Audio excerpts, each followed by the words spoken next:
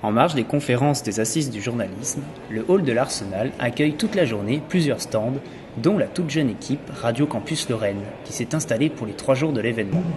Fort de leur première fréquence FM 106.1, accordée temporairement par le Conseil supérieur de l'audiovisuel, Camille Ermstein, la présidente de l'association, croit en son équipe. Contrairement à ce qu'on pourrait penser, il y a très peu d'étudiants en journalisme. Pourtant, c'est une radio.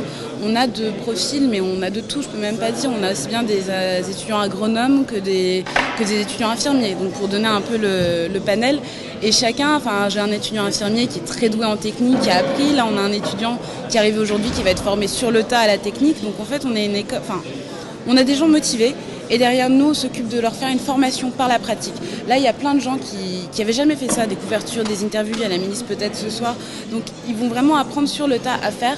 Et je pense que c'est la meilleure école de journalisme, c'est de faire en fait. Une équipe jeune, aux profils différents, qui accueille sur leur plateau les intervenants des tables rondes de la journée comme des professionnels. Quel est l'intérêt en tant que média associatif ? Et parfois impressionné devant ces grands noms du journalisme. Moi, j'avais Monsieur Plenel. On a même fait une photo avec... on a fait une photo, serrage de main et tout. Non, et puis on a eu Fabrice Arfi dans l'après-midi. On a eu toute une ribambelle de journalistes internet. On a eu Bouvier le matin. Oui, on a eu Rail. Gérard Rail. Radio Campus Lorraine émettra bientôt à nouveau sur le web. Elle reviendra peut-être l'année prochaine, selon les décisions du CSA.